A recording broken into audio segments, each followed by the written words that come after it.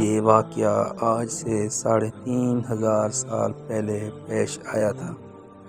فرعون کے ڈوب کر مرنے کے بعد سمندر نے اس کی لاش کو اللہ پاک کے حکم سے باہر پھینک دیا تھا، جبکہ باقی لشکر کا کوئی نام و نشان تک نہ ملا۔ مصریوں میں سے کسی شخص نے ساحل پر پڑی اس کی لاش پہچان کر اہل دربار کو بتایا۔ فرعون کی لاش کو محل پہنچایا گیا۔ درباریوں نے مثالیں لگا کر اسے پوری شان اور احترام سے تابوت میں رکھ کر محفوظ کر دیا۔ حنوط کرنے کے اس عمل کے دوران ان سے ایک غلطی ہو گئی تھی۔ فرعون کیونکہ سمندر میں ڈوب کر مرا تھا اور مرنے کے بعد کچھ عرصہ تک پانی میں رہنے کی وجہ سے اس کے جسم پر سمندری نمکیات کی ایک تہہ جمی رہ گئی تھی۔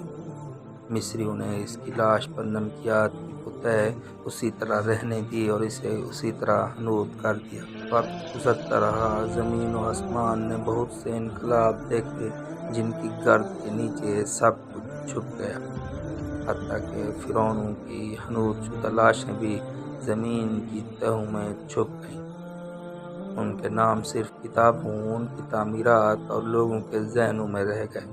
اس واقعے کے 2000 سال بعد اس دنیا میں اللہ پاک کے آخری نبی حضرت محمد صلی اللہ علیہ وآلہ وسلم تشریف لائے۔ ان پر نازل ہونے والی آخری کتاب قرآن پاک میں فرعونوں کے قصے بڑی تفصیل کے ساتھ بیان کیے گئے تھے، اور اسی سلسلے میں اس فرعون کا جسم محفوظ کرنے کی بابت آیت بھی نازل ہوئی تھی، جس کی سچائی پر سب اہل ایمان کا پختہ یقین تو تھا، لیکن وہ سمجھنے سے قاصر تھے کہ اس خدائی کا دعویٰ کرنے والے کی لاش کہاں محفوظ کی گئی اور کیسے اسے عبرت کا نشان بنایا جائے گا۔ 1871 میں مصر کے ایک شہر الغوطنیہ سے تعلق رکھنے والے غریب اور معمولی چور احمد عبد الرسول کو فرعونوں کی حنوط شدہ لاشوں کی طرف جانے والے خفیہ راستے تک رسائی مل گئی۔ احمد عبد الرسول نوادرات چوری کر کے بیچا کرتا تھا۔ ایک دن وہ دریائے نیل کے کنارے قریب تبیسہ کے مقام پر اسی سلسلے میں پھر رہا تھا جب اسے خفیہ راستے کا پتہ چلا۔ وہاں وہ نوادرات کی چوری کے لیے جگہ کھود رہا تھا کہ اسی دوران اسے کچھ لوگوں نے پکڑ لیا اور پولیس کے حوالے کر دیا۔ وہ جس جگہ کو کھود رہا تھا وہاں سے ملنے والے راستے کی جب مسلسل کھدائی کی گئی تو 1891 کو دوسری ممیوں کے ساتھ اسی غرق ہونے والے فرعون کی لاش بھی مل گئی کہ کفن پر سینے کے مقام پر اس کا نام لکھا ہوا تھا۔ ان ممیوں کو ماہرین قاہرہ لے گئے۔ جب ان ممیوں کا تفصیلی جائزہ لیا گیا تو فرعون والی ممی پر جمی نمکیات کی تہہ سے تصدیق ہوئی کہ یہ وہی فرعون ہے جسے اللہ پاک نے پانی میں غرق کر کے بدترین انجام سے ہمکنار کیا تھا۔ یہ بہت بڑا واقعہ تھا۔ اس کی تصدیق کے لیے دنیا بھر کے ماہرین آثار قدیمہ اور سائنسدان مصر کی طرف امڑ پڑے۔ مختلف سائنسی ٹیسٹ کرنے کے بعد دنیا بھر کے سائنسدانوں نے تصدیق کر دی کہ دوسری سب لاشوں کی نسبت صرف فرعون کی لاش ہی سمندری نمکیات کی تہہ جمی ہوئی تھی۔ اسی تصدیق کے بعد اسے فرعون کی لاش قرار دے کر عجائب گھر میں محفوظ کر دیا گیا۔ 1982 میں فرعون کی ممی خراب ہونے لگی تو اس وقت کی مصری حکومت نے فرانس کی حکومت کو درخواست کی کہ فرعون کی ممی کو خراب ہونے سے بچایا جائے۔ جدید سائنسی ذرائع سے اس کی موت کی وجہ بھی معلوم کی جائے۔ چنانچہ مصری اور فرانسیسی حکومت نے مل کر ممی کو فرانس لے جانے کا انتظام کیا۔ جب فرعون کی لاش کو فرانس پہنچایا گیا تو ایئرپورٹ پر اس دور کے فرانسیسی صدر بذات خود حکومت کے اعلیٰ عہدیداروں، تمام وزراء اور فوج کے افسران کے ساتھ استقبال کے لیے موجود تھے۔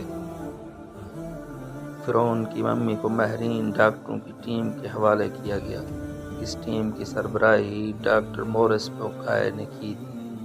مائکروسکوپس ٹیسٹوں کے ذریعے ممی کے تمام اعضاء باریک بینی سے جائزہ لیا گیا تو معلوم ہوا کہ اس کی لاش اور جسم میں سمندری ذرات ابھی تک موجود ہیں اور موت کی وجہ بھی پانی میں ڈوبنے کی وجہ سے ہوئی تھی۔